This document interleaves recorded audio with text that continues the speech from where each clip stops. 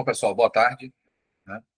Mais uma vez, gostaria de agradecer o Fernando e o Francisco por ter aceitado, né, fazer essas apresentações para a gente, né, nesse workshop. É um evento de uma demanda que foi realizado na Assembleia, na última Assembleia em Ilhéus, né, que foi a questão da discussão e implementação, né, de uma especialidade em parasitologia veterinária no Brasil. Então, é uma demanda vindo da Assembleia, né, e nessa gestão aqui a gente tem tentado, né, todas as demandas que foram, né, na Assembleia, a gente pegar e dar andamento, né?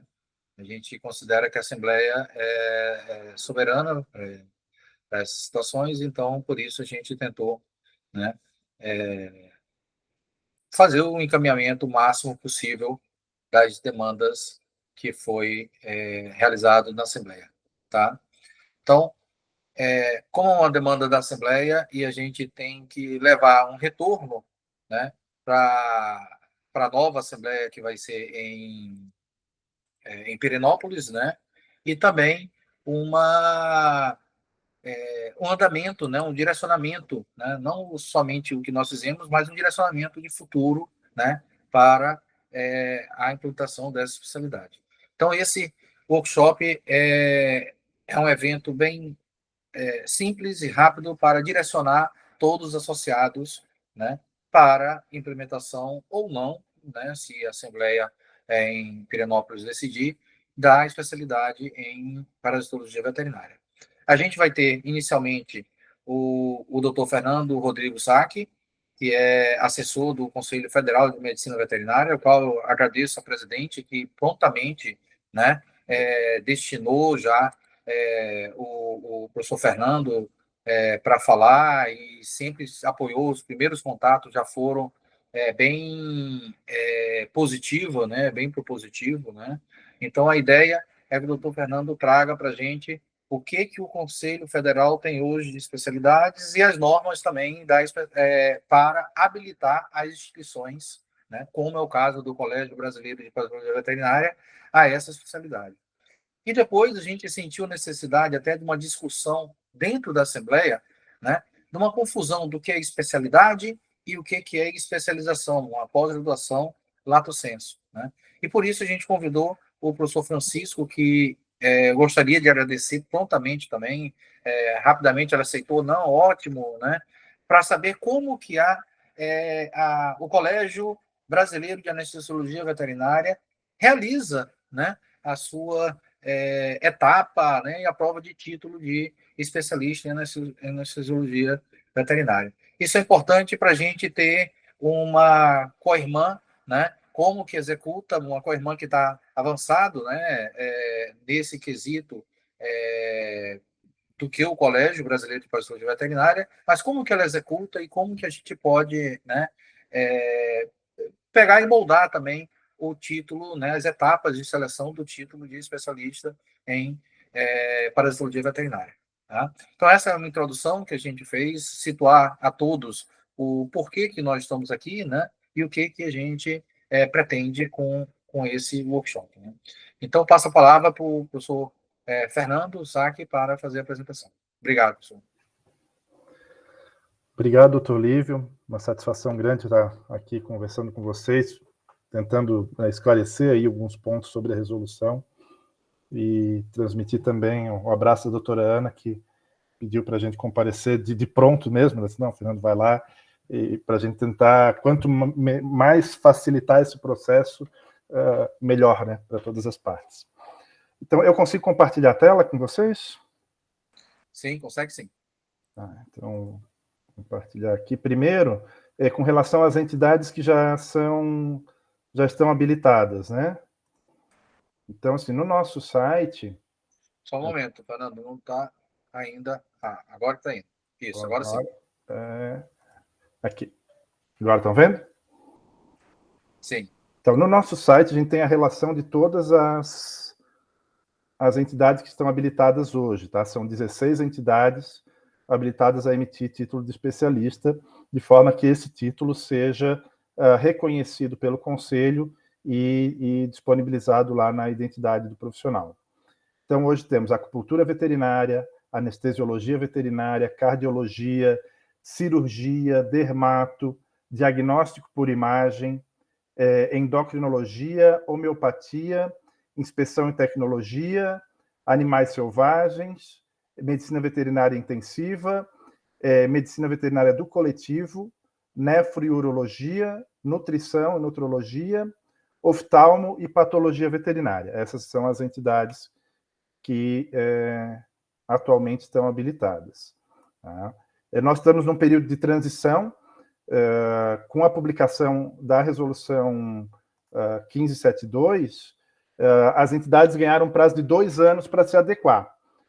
Mas não é o caso do Colégio Brasileiro de Parasitologia, né? Porque como não estava habilitada ainda, então para emitir o título, ela tem que se adequar completamente, primeiro aos critérios estabelecidos na 1572, para daí, então, poder realizar as provas. Então, eu vou falar um pouquinho sobre as regras que estão definidas lá nessa resolução. Então, esse é o marco regulatório para habilitação hoje, cumprir o que está disposto nessa resolução. Então, eu vou fazer uma pincelada aqui dos principais pontos e fico à disposição aí para esclarecimento de qualquer dúvida pontual que tenha. Então, a primeira questão é quais são os requisitos da entidade? Que entidade que está habilitada a solicitar para o Conselho a autorização para a emissão desses títulos? Primeiro, ela tem que estar constituída há 5 anos. Então, ela tem que existir formalmente com um CNPJ há pelo menos 5 anos. Ela também tem que ter 50 membros associados inscritos no Conselho. Porque, às vezes, tem algumas entidades que congregam não só médicos veterinários ou zootecnistas, mas sim profissionais de outras áreas. Então, às vezes a associação tem 100 membros, mas só 40 médicos veterinários. Então, ela ainda não estaria habilitada a requerer essa concessão de títulos, certo? Então, ela tem que ter pelo menos 50. Desses 50, eles têm que estar distribuídos em 10, representatividade em pelo menos 10 CRMVs diferentes. Tá? A entidade não pode ter fins lucrativos, isso é comum, mas o critério que é o mais, já que vocês vão alterar, ou tem a proposição de alterar o estatuto, que deve ficar mais nítido nesse estatuto, é o seguinte: a entidade tem que ter, lá no seu objetivo social, a atribuição de realização do processo de avaliação, emissão e renovação do título, essas 3 coisas. Então, acontece às vezes que no estatuto está só a realização e a emissão do título, e não está a renovação. Ou está a emissão e renovação, mas não está a realização do processo seletivo. Então, tem que ter essas 3 coisas juntos, bem claro lá dentro dos objetivos sociais da entidade. E a entidade tem que ser cadastrada no CRMV, né? No CRMV, daí, no caso, onde é o CNPJ, a jurisdição do CNPJ da entidade. Ela tem que estar registrada lá, com responsável técnico, tudo certinho. Então, se a entidade cumpre esses requisitos, ela pode requerer a habilitação. E aí, que documentos ela manda para requerer a habilitação? Né? Também lá na 1572 vai estar descrito, mas em síntese é isso aqui. Cópia do Estatuto do Contrato Social, ok? Esse estatuto tem que ter aqueles elementos lá que a gente conversou. Uma cópia da ata de eleição e posse da diretoria em exercício, que é para comprovar que aquela diretoria está habilitada realmente a solicitar essa emissão do título, né? essa habilitação da entidade, perdão. O comprovante do CNPJ, é tranquilo. A relação dos membros com a respectiva qualificação. Então, a entidade não deve mandar só assim, olha, nós temos 200 membros, sendo 100 em São Paulo, 20 no Paraná, 40 no Rio Grande do Sul. Tá? Ela tem que botar a lista dos profissionais. Quem são esses profissionais? É o Fernando Zac, CRMV, DF tal, e por aí em diante. Tá? Então, a relação dos membros associados com a respectiva qualificação. E o documento que eu vejo que é o mais complexo de todos. Tá? Esses 4 ali primeiros são simples. O mais complexo e que tem que ser bem detalhado, é a cópia das normas regulamentadoras para concessão do título. E aí eu vou falar um pouquinho dessas normas. Mas eu já adianto o seguinte, como vocês vão fazer o estatuto. Não é interessante que essas normas estejam no estatuto, porque engessa um pouco. É mais interessante que o estatuto mencione que as normas regulamentadoras da concessão de títulos seguirão as normativas do Conselho Federal de Medicina Veterinária. Ponto, bastaria isso.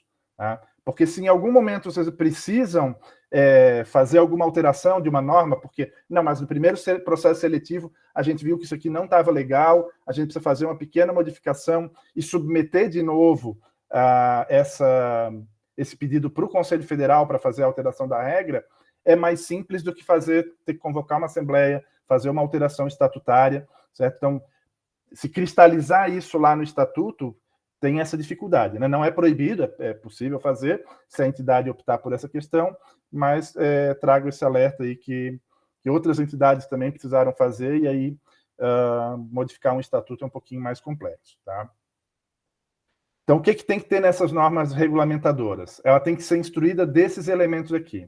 Primeiro vai ser descrito certinho como que é o sistema de seleção dos candidatos, o peso das provas, qual é a nota mínima para aprovação, critério para atribuição de nota final. Então, aqui não tem uma regra específica, é a entidade que define. A gente entende que quem tiver média 7, ou quem tiver pelo menos nota 7 nas duas provas, ou quem tirar...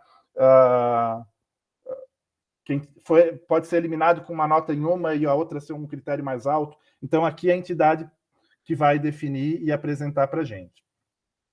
A qualificação dos avaliadores. Então, aqui pede a qualificação deles. Não tem que, nesse momento do pedido de habilitação, já mandar quem serão os avaliadores, certo? Isso vai ser um processo mais lá adiante, na publicação do edital, depois da publicação do edital, inclusive.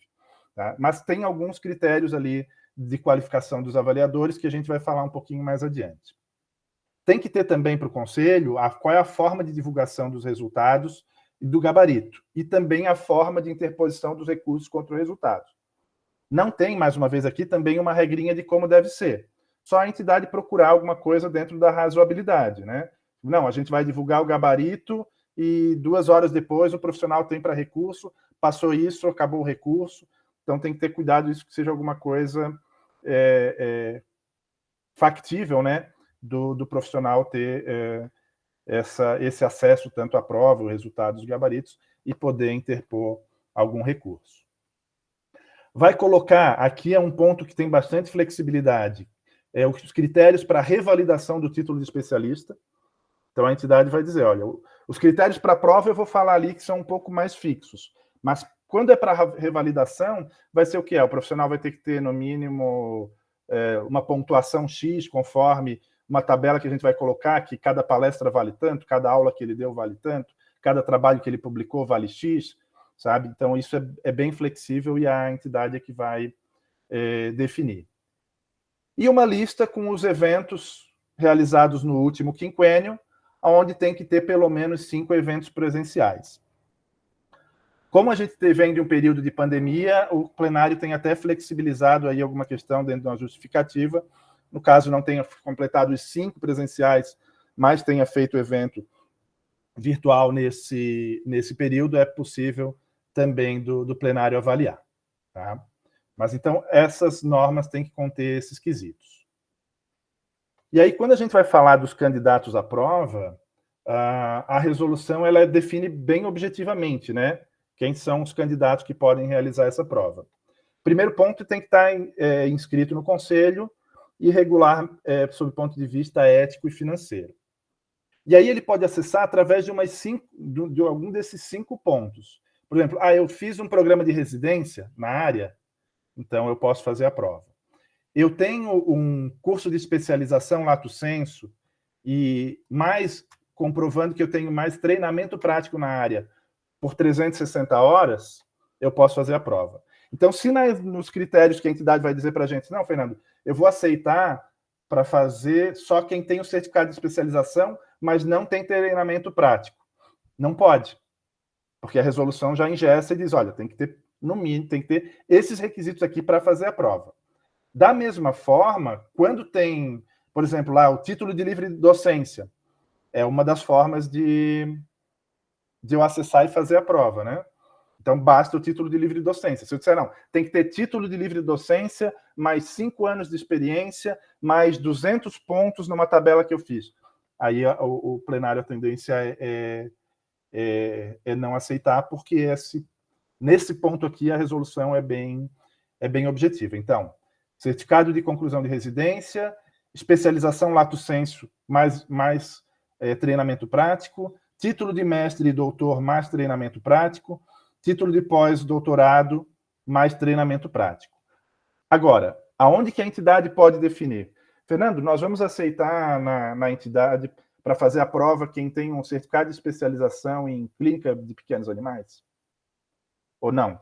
O título do trabalho, ou o título do mestrado ou do doutorado que o Fernando fez, só pode ser na área de parasitologia ou nessa outra área correlata.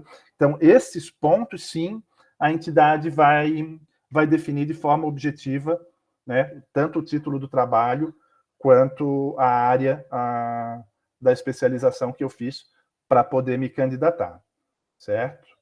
Então, esses aqui são os principais pontos. Então, a entidade vai definir esses critérios para análise e aceitação da área e do título, mas também tem uma forma de eu fazer a prova sem ter aqueles requisitos. Tá? Então, não tem nenhum daqueles títulos, ainda assim a entidade vai dizer como que vai fazer. Eu vou ter que apresentar um memorial demonstrando que eu trabalho na área, né, que tenho experiência nessa área, e mais os critérios que a entidade colocar no edital. Então, aqui sim, a entidade vai poder botar, olha, se o Fernando não tem nenhum dos títulos lá que a resolução diz que ele pode fazer a prova, ele vai ter que comprovar para mim que ele tem 5 anos de experiência e também quais são os critérios que eu vou colocar para aceitar aquilo como experiência. Publicação vale tantos pontos, deu aula faz tanto ponto, participou de atividade associativa vale tantos pontos, certo? Então, esse ponto aqui é onde a entidade precisa detalhar bem para que o plenário analise. Aí, o edital. Também, nesse momento, a entidade não precisa mandar um modelo do edital, certo? Ela só vai dizer para a gente que vai divulgar o edital no site, nas redes sociais da entidade, bem como no Diário Oficial da União. E que esse edital vai ser publicado com, no mínimo, 6 meses de antecedência da realização da prova. Tá? Então, esses critérios têm que estar. Feito isso, vai encaminhar o edital também para o Conselho, para que o Conselho divulgue nos seus veículos. E vai dizer para a gente como é que é o formato da prova, a forma de aplicação, se presencial ou online, né, e todos os critérios obrigatórios, isso vai ter que estar lá no edital. Mas, mais uma vez, não vem o modelo do edital para a gente, não precisa nesse momento. Com relação à prova, que também como que vai ser a prova, tem que estar definido lá na norma regulamentadora. Ele tem que ter uma prova teórica obrigatória e eliminatória, tá? E mais uma prova que pode ser teórico-prática ou prática. Então, não posso escolher fazer, não, a gente vai fazer só teórica ou só prática. Não, tem que ter esses 2 elementos, e o primeiro tem que ser de caráter eliminatório. Se a entidade optar por fazer uma prova prática, ao invés da teórico-prática, essa prova obrigatoriamente vai ter que ser presencial. E aí alguns detalhes ali que a resolução coloca, que a seleção das questões tem que ser randomizada, o envio das questões que for feito nesse banco de dados, a banca examinadora não pode alterar a resposta, mas são detalhes que tem lá na resolução. Isso aqui não necessariamente precisa constar lá na norma regulamentadora, mas tem que ser observado no momento da realização dessas provas. Tá? E aí, com relação à banca examinadora, lembra que lá a gente vai mandar só a qualificação da banca, não precisa mandar já o nome. Mas o que a regra estabelece? Que essa banca tem que ser formada por profissionais especialistas. Poxa, Fernando, mas a minha entidade ainda nem existe, eu não tenho nem especialistas. Então, ela abre as exceções. Então, na ausência de especialista, pode ser profissional de notório e comprovado saber, ou especialista estrangeiro, ou algum outro critério que a entidade estabeleça. Diz, não, olha, vão ser com professores de universidade federal nesses primeiros 5 anos, até que a entidade estabeleça, e tenha profissionais especialistas suficientes para realizar a prova, certo? Então, é isso que a entidade vai colocar para a gente. Eles dizem, não, eu só vou aceitar quem é habilitado pela entidade estrangeira tal. Se quiser disciplinar dessa forma, também pode, mas aqui é a entidade que vai nos dizer. Um outro detalhe importante sobre essa banca, que gera bastante dúvida, é que os membros da banca ficam impedidos de coordenar, participar, ministrar ou se matricular em cursos que tenham como objeto o processo seletivo, a partir da data da publicação da designação até a conclusão do processo. Então, o que acontece? Às vezes tem professores que participam de cursos que preparam, ou está dando a aula de mestrado e o aluno dele vai se qualificar, vai se candidatar a fazer a prova. Então, ele fica impedido de atuar nesses cursos pelo período desde a designação dele como membro da banca até o final do processo seletivo. E aí a gente viu, né? O edital do concurso tem que sair com 6 meses antes da prova, mas a designação da banca ela vai ser no mínimo 90 dias antes da prova. Então, pode ser que lá no edital eu já defina, a minha banca é tal, mas caso eu não tenha definido naquele momento, eu posso designar posteriormente, desde que não seja divulgada essa banca com menos de 90 dias antes da realização da prova, até para que seja avaliado esse eventual possibilidade de conflito de interesse entre o profissional da banca e a realização da prova. Então, esses são os pontos principais do processo para a entidade ser habilitada. Uma vez habilitada, aqui o procedimento mudou muito do que era a antiga Resolução 935. Na Resolução 935, o que aconteceu? O profissional fazia a prova, a entidade dava o título, depois o profissional tinha que se dirigir ao Conselho Regional, com toda a documentação que ele usou lá para fazer a prova, comprovar tudo aquilo que ele já comprovou para o colégio, comprovar também para o Conselho Regional. O Conselho Regional avaliava, passava em plenário, aprovava, mandava para o Federal. O Federal fazia de novo toda essa reanálise, para aí então voltar, o profissional pagava uma taxa e aí era publicada uma resolução dizendo que ele é especialista. Agora a coisa mudou. A entidade faz a prova, ela emite já o título. Tá? Esse título é válido por 5 anos. Esse título, a entidade vai nos comunicar. Conselho Federal, nós realizamos a prova, está aqui a relação dos profissionais que receberam o título. E o Conselho vai anotar isso na cédula digital do profissional. Então, não passa mais pelo regional, não passa pelo plenário do Conselho Federal, a gente simplesmente anota no título, não tem taxa que o profissional paga. Tá? Se o profissional não renova nesses 5 anos, o título dele é suspenso. Então, ele tem mais uma chance de apresentar ali a documentação, e caso passe esses 90 dias desse período de suspensão do título, e ele não apresente ou não solicite a renovação, aí realmente ele é cancelado, teria que, digamos, fazer a prova de novo para ter uma nova habilitação. Certo? Então, aqui está o principal diferencial. Então, no final de todo esse processo, concedidos os títulos aos profissionais, o que a entidade vai mandar para a gente? O nome dos aprovados, o número da inscrição do CRMV, a data que fez a prova, a data que concedeu o título, que nem sempre é a mesma, né? Tem entidade que faz a prova e já no mesmo dia corrige e emite título, mas é mais raro. O mais comum é numa data posterior a entidade conceder o título, até para que dê os prazos de recurso e tudo. E qual o documento que habilitou a prova, para fazer a prova? Então, o Fernando fez porque ele tinha um mestrado em ciência animal na UDESC.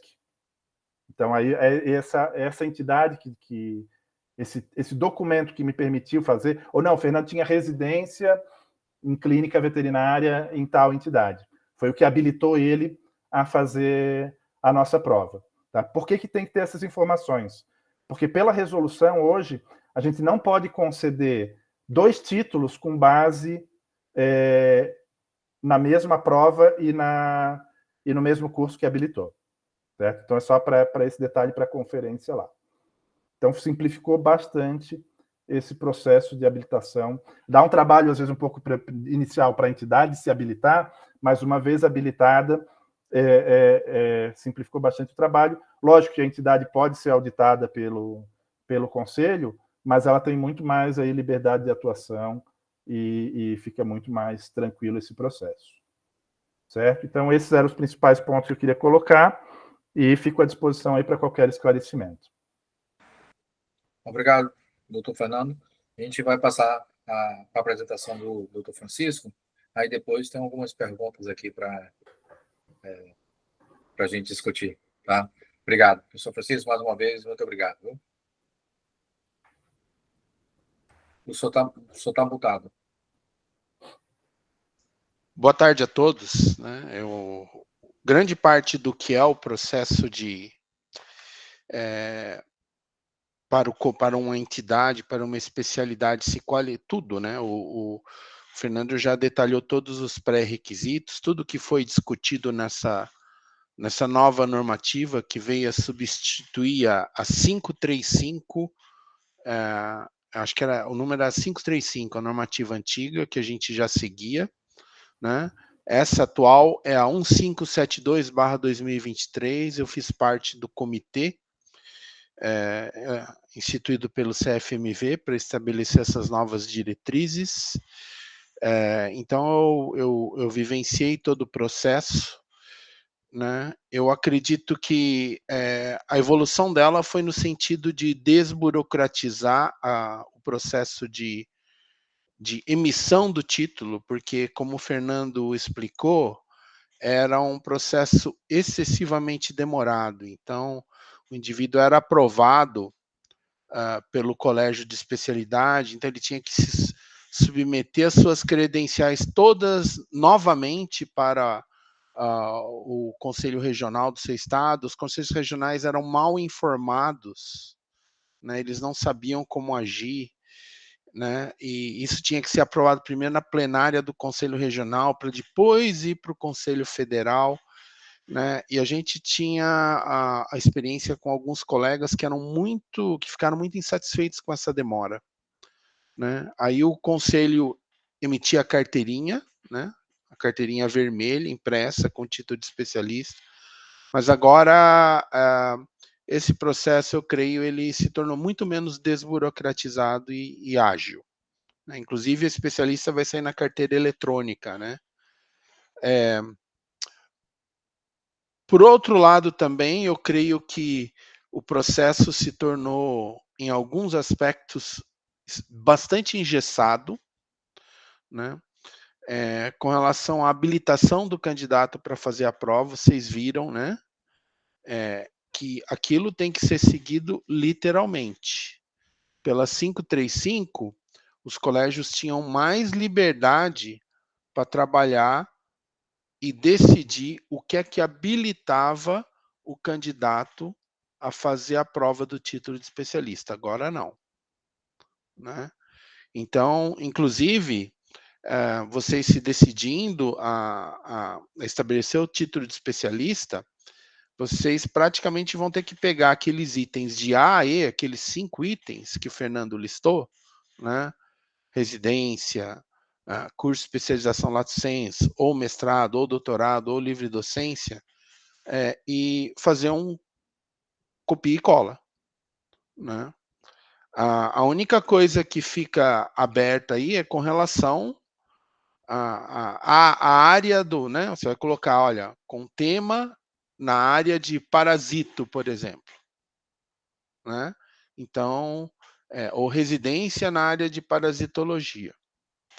Então, essa questão agora, no caso do meu colégio, tornou muito mais aberta a possibilidade de termos candidatos. E o que é que eu coloquei agora? Né? Então, o objetivo do CFMV, uma das argumentações do CFMV, é que havia muito pouco, o número de especialistas era muito pequeno. E havia, na época que o comitê foi instituído, um desejo da diretoria antiga do Conselho Federal de fomentar, né, os especialistas no Brasil.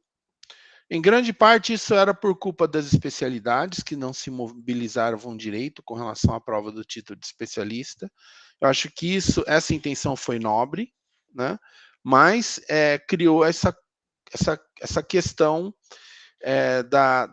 do que habilita o candidato a ser especialista, e cada especialidade tem uma realidade. Então, a minha especialidade agora, eu creio que ela foi, eu não sei se o Fernando pode informar, talvez tenha sido a primeira a já ter se adequado, né, o Colégio Brasileiro de Anestesiologia Veterinária. Olha que essa resolução foi publicada em dezembro, agora do ano passado, e só agora, né, que a gente está tendo publicado no Diário Oficial da União a nossa nova habilitação para concessão do título de especialista, saindo hoje, né, Fernando? O Fernando informou, foi hoje, né? 9 meses depois que está saindo a primeira especialidade que está sendo habilitada a conceder o título, de acordo com a nova resolução do CFMV. Né? Então, o que é que eu gostaria de falar? Que, em alguns aspectos, essa resolução, a 1572, ela é bastante detalhada, mas em outros aspectos, ela é bastante... deixa muito a cargo da especialidade. Então, por exemplo, com relação à prova de conhecimentos, o formato, né, nós optamos por uma fase escrita, uma prova escrita eliminatória, seguida por uma prova teórica, né? Então, a prova escrita é uma prova eliminatória, com a pontuação mínima de 70% de respostas corretas, né? E essa questão, por exemplo, de fazer online, nós optamos pela prova presencial, porque a gente vai ter uma prova teórico-prática logo na sequência, vai haver um prazo para recursos, é um prazo curto, né? Onde o indivíduo vai ter acesso à prova, mas não pode fazer nenhum registro fotográfico dessa prova, né? Ele pode fazer uma leitura, e depois há um prazo de recursos, e a gente vai... eles vão poder interpretar o recurso até 24 horas após o término da prova escrita, e nós vamos ter 48 horas do término da prova escrita para deferir ou indeferir os recursos. Isso é importante, tem que ter, isso é obrigatório, né? Mas você que define o formato, os prazos, né? E depois de 48 horas do término da prova escrita, a gente vai fazer a nossa prova prática. Depois do resultado, 24 horas após a divulgação do resultado definitivo da fase 1. Né? Então, para nós é extremamente importante essa prova prática, então a gente escolheu uma instituição, vai escolher uma instituição já que tenha toda a infraestrutura para aplicar essa prova prática, né? Isso aumenta, obviamente, o custo da prova prática, e dependendo do número de candidatos, né, ainda existe a questão, olha, agora que nós temos aí uma explosão de cursos de especialização, né? Inclusive na área de anestesiologia, você vê essa explosão de cursos de especialização lato sensu, em grande parte feitos online, né?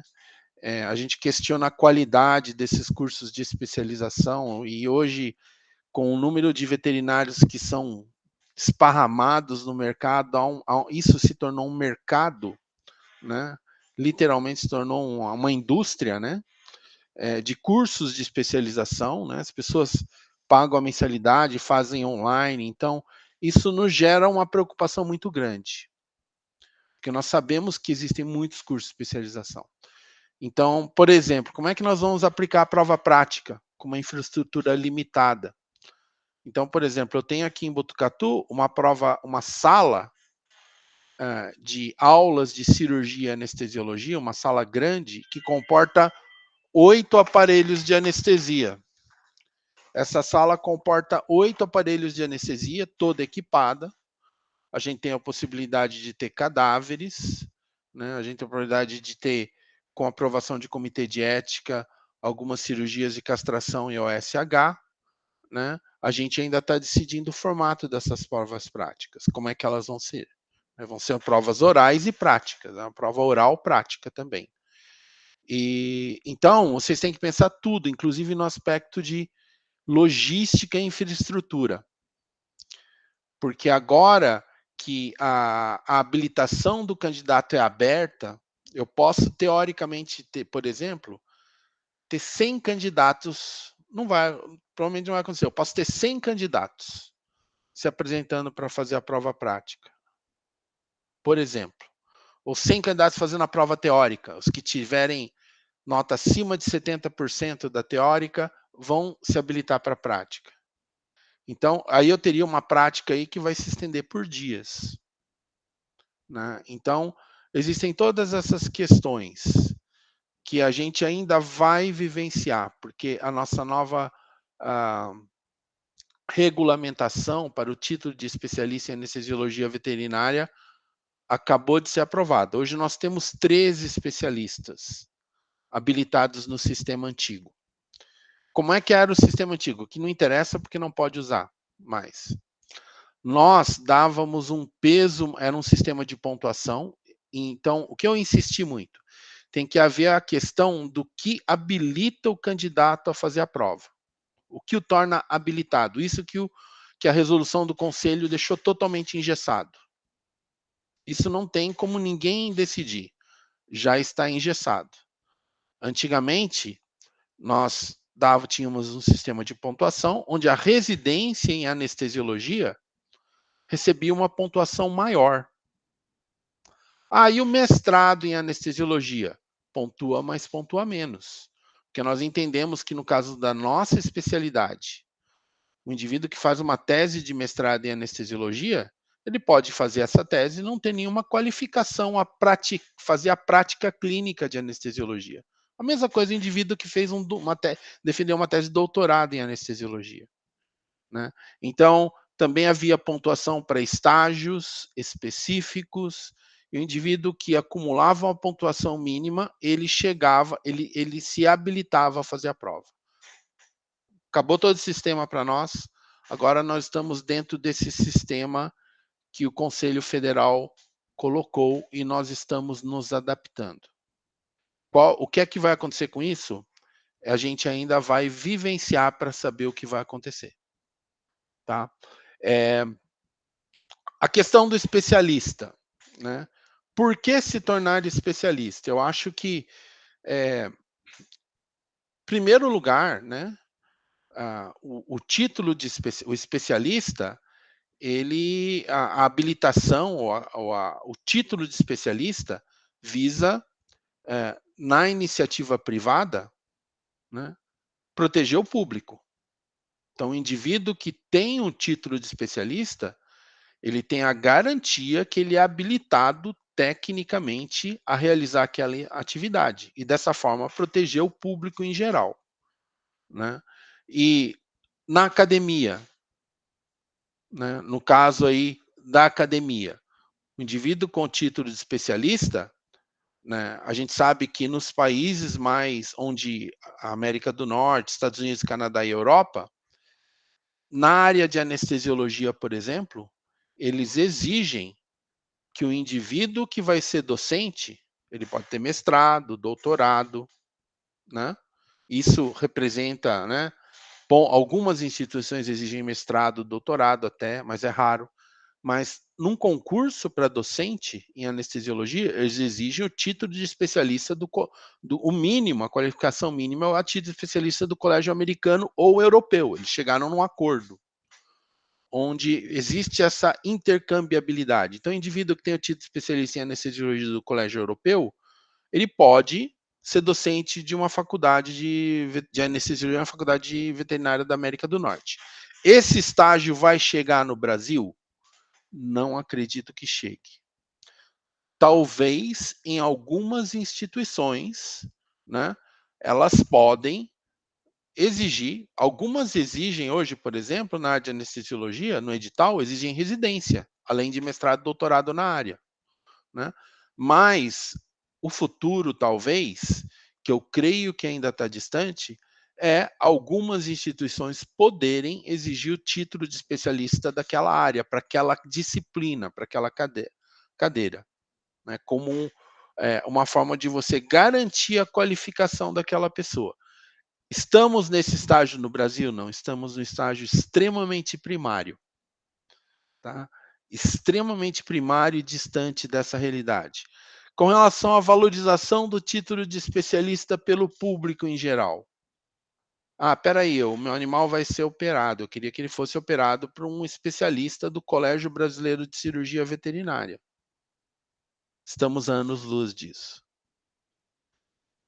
Meu animal, gostaria que ele fosse anestesiado por um especialista do Colégio Brasileiro de Anestesia Veterinária. Também estamos a anos-luz. Então, essa questão do título de especialista,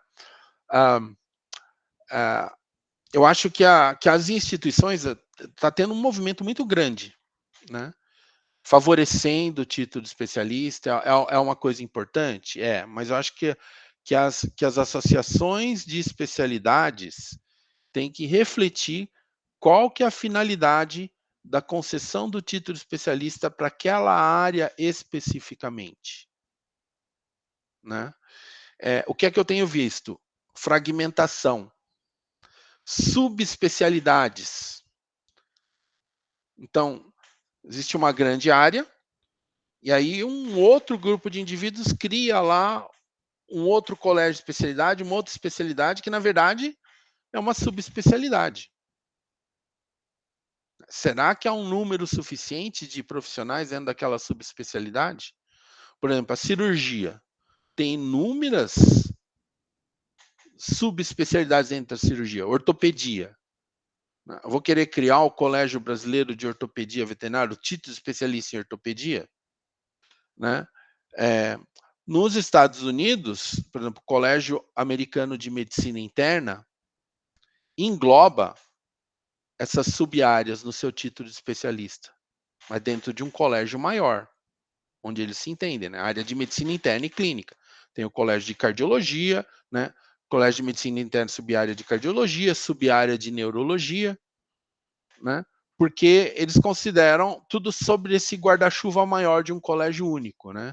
Mas no Brasil, não. No Brasil, o que eu tenho visto é cada especialidade querer criar a sua própria, né? Gerir e criar o seu próprio quintal, vamos dizer assim, né? Mesmo áreas que deveriam fazer parte de uma grande área, de estar unidas dentro de um guarda-chuva maior. Isso é bom? É algo que eu questiono. Tá?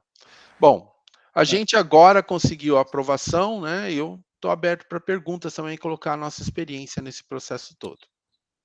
Muito obrigado, Francisco. Nesse processo, né, desde a Assembleia de Ilhéus, que foi em 2022, né, eu acho que setembro, se não me engano, agosto, setembro, a gente vem amadurecendo dentro da diretoria. E alguns pontos, até dessa última parte que você falou, qual o objetivo, né, de ter uma especialidade em parasitologia veterinária? Então, nós nos perguntamos muito, assim, para quê? Para que isso? E alguns fatos, né, alguns pontos que aconteceram nesse interim são interessantes. Primeiro, a gente teve um caso de um doutor em medicina veterinária preventiva, passou num concurso de parasitologia e a universidade não queria aceitar o doutorado porque disse que medicina veterinária preventiva, a parasitologia não estava ligado à preventiva. E aí nós, como Colégio Brasileiro de Parasitologia Veterinária, tivemos que pegar e falar, não, a parasitologia está dentro da medicina veterinária preventiva, né? Se isso foi considerado ou não pela instituição, não sei, mas o nosso associado nos pediu para nos manifestar. Isso seria bem fácil se ele fosse especialista em parasitologia veterinária, né? Não ia ter essa discussão, né? Então, um argumento muito mais fácil.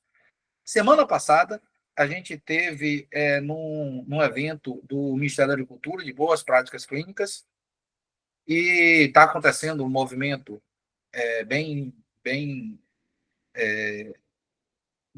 interessante, né, no Ministério da Agricultura, que aproximadamente 30% dos medicamentos veterinários brasileiros terão que ser realizados novamente os testes clínicos. porque 3 empresas foram canceladas. O Ministério da Cultura falou que não vai aceitar mais os testes clínicos realizados nessa empresa. E uma das coisas que a auditora do mapa, que foi a uma dessas empresas, falou é que perguntou para a pessoa que fez contagem de carrapatos em um dos testes, ela não falou qual, nem qual empresa, né? Mas que a pessoa não sabia nem diferenciar um carrapato de uma pulga, né? E, logicamente, que isso, né, mais uma vez, mostra, se a gente tivesse uma especialidade, era um médico veterinário, mas o médico veterinário não trabalhava com isso há anos, né? Lógico, a gente está falando isso de fraude, tá? Mas, logicamente, que um médico veterinário especialista em parasitologia veterinária daria uma maior certificação para esses casos. Então, a gente vai buscando e ficando mais atento e a gente vê que há objetivos em vários pontos para a gente ter uma especialidade em parasitologia veterinária. Eu estou dando 2 casos aqui, né? Mas, logicamente, que vai ter vários, né? Então, esses são 2 pontos assim que nos chamou a atenção nesse processo, desse 2 anos, né, que a gente está desde a Assembleia até agora. O nosso objetivo, neste primeiro momento, é habilitar, né, e depois verificar como que vai ser a prova, mas, logicamente, por isso a presença do professor Francisco é importante, a gente já tem que ter, na verdade, nesse primeiro momento, fazer a mudança do estatuto para posterior habilitação. E na Assembleia, a nossa ideia da diretoria era aprovar a mudança do estatuto e aprovar uma formação de uma comissão para discussão dessas etapas de seleção, de avaliação do candidato. Entendeu? Então, é isso que a gente quer. A gente não pode também pegar e falar que a prova vai ser assim, ainda bem que o professor Fernando falou que não é para, no estatuto, né, deixar bem amplo, porque senão a gente teria que dar um passo atrás agora, implantar essa comissão antes para a gente. Agora, só que a gente tem que, nesse momento, também já pensar em como que vai ser a seleção, né?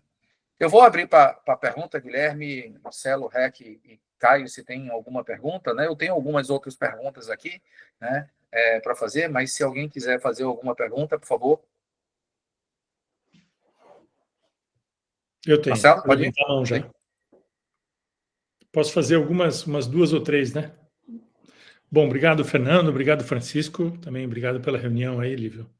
Muito interessante. Bom, a gente sabe a experiência que a gente tem de certificação e, né, também do Colégio Europeu, né, de Parasitologia Veterinária, que é muito válido também, e a turma, o grupo, né, que faz a prova por ano, assim, talvez, é de uns 3 ou 4, tá? A procura é baixa mesmo, né? Então, a gente não vai esperar turmas, né, enormes mesmo. Isso é uma realidade que a gente tem. Por quê? Porque, às vezes, é muito mais pela nobreza, entendeu? De você participar de um grupo mais seleto do que você realmente ter um aval para entrar em algum clube, né, específico. Só entra gente de carteirinha, quer dizer, não é assim também. Então, você também não cria uma super destaque. Mas aí as minhas perguntas são um pouco básicas, tá? Assim, o Conselho Federal exige uma renovação desse título, ou aqueles 5 anos é o período de validade até ele pedir o registro? Só um pouquinho de esclarecimento. O profissional, uma vez aprovado pela entidade, ela vai conceder um título. Esse título tem a validade de 5 anos. Aí fica a critério do profissional. Não, a gente vai... Eu quero renovar. Aí ele precisa passar pelo processo definido pela entidade. Olha, para a tua renovação, tu tens que apresentar aqui, vai ter a pontuação mínima de X pontos para ter o teu título renovado. Certo? Se ele perder esse prazo, dentro dos 90 dias ele ainda poderia apresentar, depois disso ele teria que fazer uma nova prova. Mas ele escolhe, se ele não quiser renovar, né, não teria problema. Então, o diploma tem uma validade. O título emitido pela entidade tem uma validade de 5 anos. Entendi. Tá bom. Já a primeira questão bastante interessante. Eu acho que com relação aos estatutos está muito claro, sabe, com relação à banca, inscrição, prova, né, edital e tal, tá muito redondinho, está empacotado mesmo, tá? E uma coisa, de novo, voltando na história lá do Colégio Europeu, né, eles formam o candidato, tá? Então, existe já um pré-curso, como se fosse uma especialização.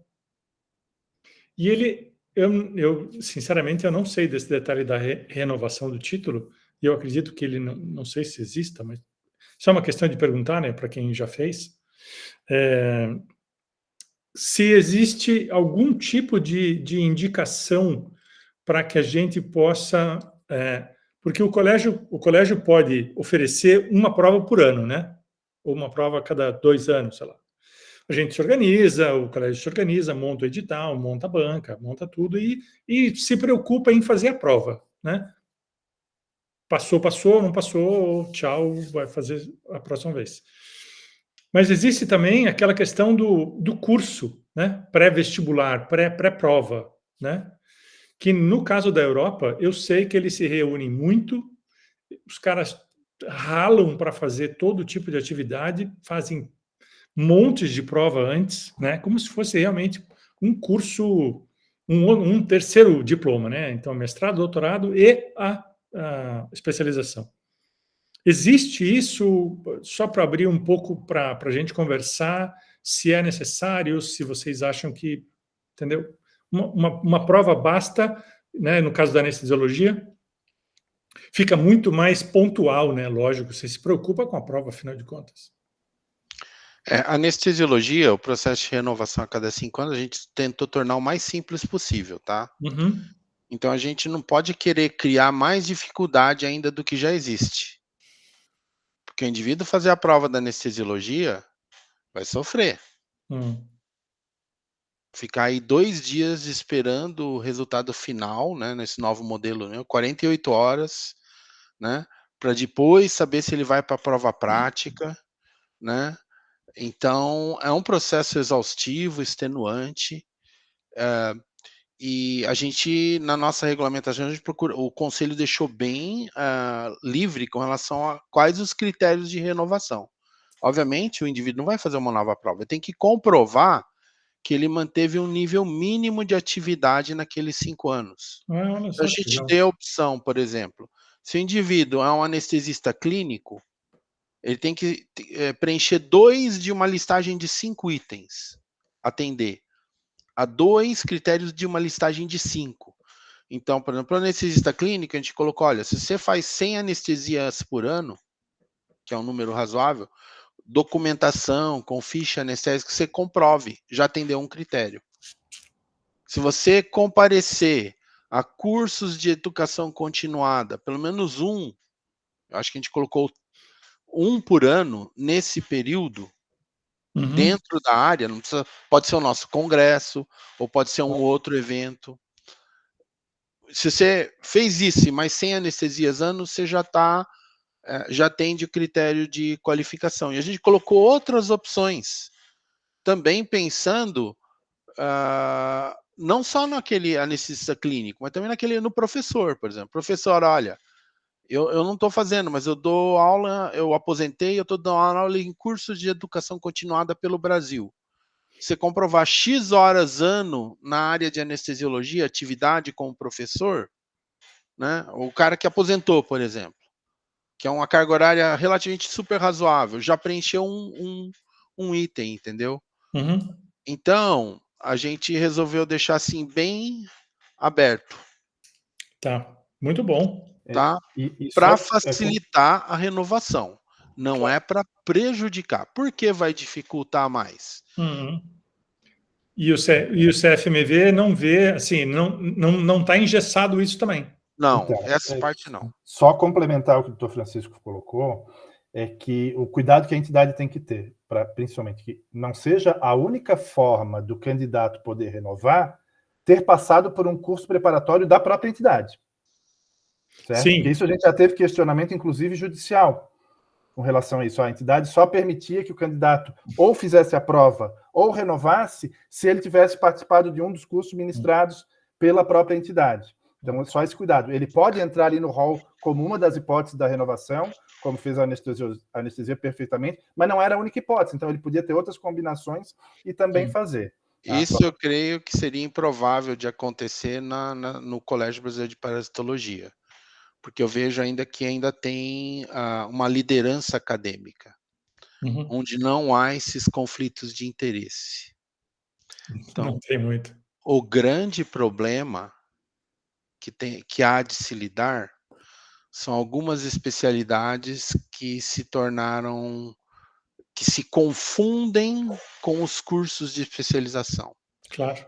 Os indivíduos que gerem ou que estão à liderança dessas associações são praticamente os indivíduos que são proprietários desses cursos de especialização. Total. Isso gera um conflito de interesse terrível. Com certeza. Não precisa nem se explicar mais, Francisco. Não precisa dar nome aos bois. A gente sabe bastante como é que é. Já se sabem quais são os bois, né? O mundo é muito pequeno. Assim. Bom, olha, realmente. Obrigado. Desculpa. Obrigado, Molento. Rec, Caio, Guilherme, um questionamento? Uma pergunta, dúvida? É só, na verdade, é mais um comentário, né? Eu acho que realmente se a gente adotar isso no nosso colégio, ou na nossa sociedade, vai ser uma coisa muito de nicho mesmo, né? Foi bem o que o Marcelo comentou, às vezes alguém que quer, né, ter aí o título, a gente não vê uma... Claro que tem uma distância muito grande, né, para a área de especialidade de clínica e cirurgia, né, em que ele tem um médico veterinário que tem uma especialidade em cardiologia e o cara atende, né? Tem a clínica dele, tem um hospital veterinário. Tem toda a questão do marketing, do título, né? Isso, exatamente. Tudo isso conta, né? Aí essa pessoa é chamada para os combravetes para falar, ele fica ali, né? No nosso caso, salvo algumas necessidades aí, por exemplo, né, como o Livio comentou, que ajudaria lá o nosso colega que se ele tivesse um título de especialização para conseguir a vaga, enfim, não teria esse problema, mas seria uma coisa muito parecida com o que o Marcelo comentou, né, de ter esses louros, né? Por prazer, né, Marcelo? O título pelo puro prazer, e como deveria ser, né? Claro. Pelo puro prazer de ter o título. Mas, assim, eu acho que é só uma questão da gente, como sociedade, se adequar às exigências do CFMV, mas eu não vejo uma coisa muito difícil de organizar, a não ser realmente, assim, juntar o pessoal para preparar a prova, para ter a banca de avaliação, né? Isso tudo é uma coisa que vai dar um certo trabalho, assim, para o nosso colégio, mas não parece ser uma coisa muito difícil mesmo de se manter. E tendo em vista que essa renovação, os critérios de renovação, eles são mais maleáveis, né? Então, por exemplo, a gente pode dizer, publicações, podem ser, né, publicação nesse quinquênio, palestras apresentadas, participação, né, nos encontros do Colégio Brasileiro. Acho que tem uma coisa mais tranquila, né, de fazer. Mas parece ser bem interessante, assim, acho que seria um ganho, né, para a nossa sociedade. Indo na linha que o Marcelo falou, eu acho que os seniors se titulando acaba sendo um exemplo. Eu fiz a prova. Eu fiz a prova, passei. Um cara que foi meu residente, meu mestrando, estava na banca. Olha só. Ele foi meu ex-residente, meu mestrando estava na minha banca. Eu fiz a prova. Eu, por exemplo, na normativa antiga, havia a possibilidade de você entrar como pessoa de notório saber, né? Eu, por puro esquecimento, não entrei, né? Aí os outros que entraram, os fundadores também, na época da normativa antiga, da resolução antiga, esqueceram de renovar. Aí chegou um ponto que a gente não sabia para onde a gente ir com relação ao título de especialista. Logo depois da pandemia, eu falei, quer saber de uma coisa? Eu vou prestar esse negócio para a gente tentar levantar isso de novo. Né? Aí a gente juntou os poucos gatos pingados que poderiam constituir a banca, que ainda estavam com o título, e eu fiz uma parte de um grupo grande que prestou. Né? Então, e eu tô aí, tentando levar a coisa aí para frente. Então, eu acho importante vocês, os seniors, para dar um ânimo no pessoal mais novo, né? Isso é muito importante. Isso é muito importante. É um incentivo, né? Com certeza. É um incentivo, Eu acho que é bom ouvir a experiência de vocês, viu, Francisco, porque a gente vai pensando, né? Eu também concordo que eu acho que a gente não vai ter uma demanda muito grande de solicitações, né? Mas eu acho que é uma vantagem.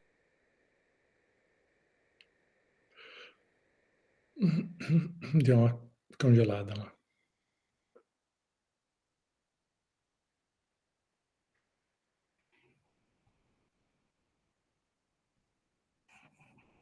Parou mesmo. Eu vou mandar uma mensagem para ele. Opa, voltei, né? Voltou. Voltei, desculpa. Ficou né? não, ficou não. Eu estava falando que é uma vantagem a mais dos sócios, né? Claro, lógico. Mas não exclusivamente, né? Mas foi de novo. Marcelo, você é da onde? Eu sou da Federal do Paraná, estou em Curitiba. Está em Curitiba. Tá. O Guilherme está no Rio Grande do Sul. Na UFERGS, da Federal do Rio Grande do Sul.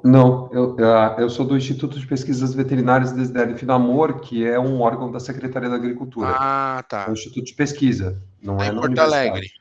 Está em Porto Alegre. É próximo a Porto Alegre, Eldorado do Sul. Próximo a Porto Alegre. Mas não é a universidade, aqui é uma instituição do Estado de pesquisa. Outro pessoal aqui também que também está ligado a instituições de pesquisa e universidade? Sim. Tem mais aqui. Sim.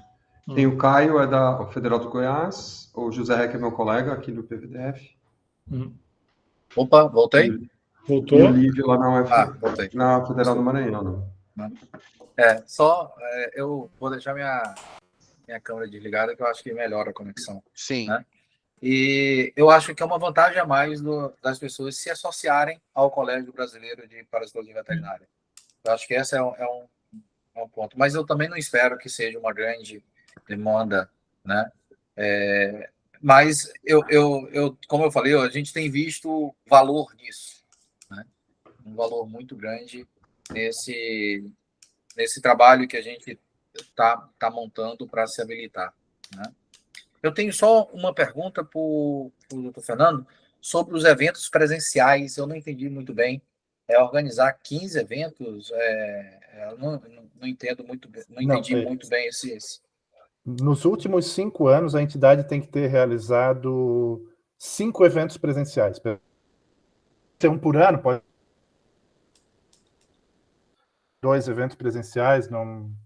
Né? Só que nos últimos 5 anos tem que mostrar o quê? Que a associação ou a entidade está ativa, está realizando eventos, está estimulando a prática entre os profissionais. Claro. É nesse sentido. Claro. Tá.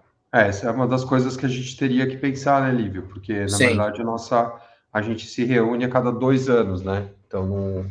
a gente teria que pensar, a cada 2 anos. Teria que pensar em alguma coisa diferente para poder se adequar à regulamentação, né? À normativa. O que a gente tem feito muito são cursos online, porque agrega mais e até a gente tem ampliado a nossa ação à América Latina toda, né? Então, até o nosso Instagram é português e espanhol também. Então, é uma forma de congregar e a gente sempre tem várias pessoas, até associados, a gente tem também de outros países, mas várias pessoas que participam regularmente desses cursos nossos, né? Então, é uma forma da gente agregar. Mas presencial é a cada 2 anos que a gente tem. Não, mas eu acho que vocês podem submeter. Isso é uma prova de atividade continuada nos anos que vocês não têm o evento presencial, o congresso. Entendeu? E isso certamente vai ser considerado pelo conselho. Eu não vejo inicialmente como impeditivo. Assim, ó, a gente teve essa discussão lá. Os eventos online no período de pandemia estão sendo considerados. Fora isso, mesmo que seja um evento simples, o garantido é fazer.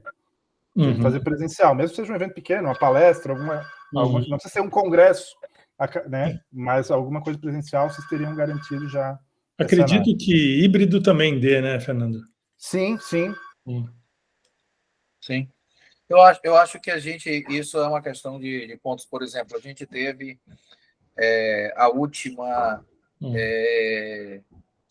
evento, penúltimo, acho que evento, foi 3 instituições, 3 programas de pós-graduação, foi um curso aberto, mas foi disciplina 3 pontos. Então, foi presencial para 3 pontos, então foi híbrido, como o Marcelo falou, né? E foi disciplina de pós-graduação para outros, mais aberto a todos os associados. Então, a gente tem feito muito isso, né? Uma colaboração de programas de pós-graduação, né? Então, promove uma disciplina específica em cada programa de pós-graduação oferece para os seus alunos, mas a gente abre também para os associados e para outras pessoas. Às vezes a gente pode pensar também, por exemplo, se a gente quiser fazer um curso de controle de carrapato aqui, para os médicos veterinários aqui do Rio Grande do Sul, por exemplo, e aí isso ser um evento do CBPV, entendeu? Porque nós somos membros do CBPV e a gente pode falar em nome do colégio, e isso conta como um evento oficial do colégio, né? Independente de não ter associados de outros locais, né? Enfim, fica tipo umas sucursais, né? Do CBPV por aí, e isso pode caracterizar como um evento, isso é super interessante, né? Evento do colégio. A gente tem até umas iniciativas que não deu para fazer nesses 2 anos, mas eu acho que próximo ano deve ter, que são um curso teórico online e as práticas divididas em várias regiões do país ao mesmo tempo, né? Então, por exemplo, prática de carrapato aqui em São Luís, aqui no Rio Grande do Sul, lá no IPVDF, no Paraná, lá na Universidade Federal do Paraná, em Goiás. Então, a gente faz uma parte teórica única e a parte prática em polos. Isso para a gente ramificar mais, né, o conhecimento. A gente tem muita preocupação nisso, Fernando. Essa ramificação, né, e capilaridade. Né? Certamente contabilizaria esse tipo de evento, não teria discussão. Perfeito. Uma pergunta que eu tenho para o Francisco como anestesiologia, né, veterinária, a parasitologia veterinária também é muito amplo. Aí você falou até do colégio lá de medicina interna, né? E como que seria uma prova escrita de anestesiologia veterinária com um especialista se o cara pode ser bovinos, cão, animais silvestres? Como que é um padrão, entendeu? A gente, no nosso edital, a gente coloca o percentual de distribuição por espécies, tá? Então, no último edital, a gente vai ter tantos por cento de equinos, tantos por cento de ruminantes. Então, a banca quis colocar dessa forma, para que não houvesse reclamação, não apareceu isso, não apareceu aquilo. Então, a gente colocou um certo percentual por subir, né? Por espécies ou por farmacologia, cardiovascular, respiratório, bloqueio anestésico local também, cão, gato, equino, animais silvestres, exóticos, pets exóticos, porque a anestesista tem que saber tudo isso. Perfeito. Né? Aí já deixa no edital bem claro como que vai ser a distribuição. Isso, como é que vai ser a distribuição da prova. Eu acho que isso vai ser importante, essa informação é importante para a comissão que a gente deve montar, Sim. né? E como a gente vai deixar gravado, né? E para o A gente cara tá se gravando, preparar, né? É. Ah, eu vou estudar um monte disso, aí não cai nenhuma disso aí, entendeu? É frustrante, né, para o candidato. Sim, sim. Né? Ou cai tudo daquilo que ele não achou que não ia cair, que não estudou. Então, evita esse tipo de frustração, você colocar o percentual das questões, de direcionamento das questões. Daí eu entendo que vale um edital super claro, né? Quanto mais claro, menos rolo. Legal. Mas aí, tipo, essa norma também vocês não precisam cristalizar na normativa. Não. Isso cristaliza no momento do edital. No edital. Porque daí, se no edital, olha, fizemos o primeiro edital, poxa, vimos que essa proporção não está legal, vamos alterar para o próximo. Você não mexeu na normativa, não tem que consultar o conselho de novo se vai fazer ou não vai fazer. Isso não é obrigado a estar já expresso, explícito na normativa. A normativa que publicou agora no Diário Oficial da União, eu repasso para vocês, tá, Lívio? Certo. Eu repasso para vocês, e aí vocês já podem pegar aí como ponto de partida. Não. Mas tem que pegar e escrever o de vocês lendo a 1572. Vocês têm que pegar a resolução 1572, não pega o meu edital ou o outro que saiu, pega a resolução 1572, e aí você dá uma olhadinha no meu edital, no meu também, se quiser. Tá? Não, perfeito. É isso que a gente quer, já aproveitar a experiência de vocês para a gente ir montando, né, o nosso caminho. Tá. Aqui, né? No mais, eu gostaria muito de agradecer a todos, né? Isso. A gente tem, Fernando, mais de 150 sócios, né, associados. A gente tem muitos biólogos, a gente sabe disso, né? Então, a gente já passou essa semana um levantamento para a gente ter essa definição de quantos veterinários e quais estão ligados ao CRMV, né? Em quais estados, para a gente ter essa dimensão e a gente, né, ter registrado isso. Tá? Mas a gente vai deixar gravado isso no YouTube do colégio, justamente para que eles tenham acesso e quando chegue lá na Assembleia a gente já esteja um pouco com uma maturidade um pouco maior, né, para discussão sobre a mudança do nosso estatuto, né? E a ideia é formar uma comissão para discussão, né, dos critérios de seleção e aí, né, a gente possa avançar mais no próximo biênio a especialidade. Então, a intenção é, quem sabe, o primeiro edital lá para 2026, nosso apenas em 2025 seria mais esses registros de discussões, né, e implementação de uma forma coerente, né, que a gente pode ter. Tá? Agradeço muito mesmo a todos, né, muito obrigado, Fernando. Mais uma vez, muito obrigado ao presidente do CFMV, né? Assim, foi de uma rapidez muito grande. Essa demanda a gente tinha desde de 2022, aí a gente começou uma conversa com o CFMV e paramos, porque a gente sabia que estava tendo uma discussão da modificação, então não fazia sentido a gente ter um seminário e com a discussão da resolução do CFMV e uma mudança, então a gente deu uma parada e por isso que a gente voltou agora, né, essa discussão dentro do CBPV. Tá? Muito obrigado, Marcelo, Caio, Rec, Guilherme, Francisco. Valeu, um abraço para todos. Tá? Bom dia a todos. Obrigado, boa tarde a todos, prazer conhecê-los. Obrigado, satisfação aí ter participado do evento. Tudo de bom. Tudo de bom, obrigado. Obrigado às apresentações. Muito obrigado.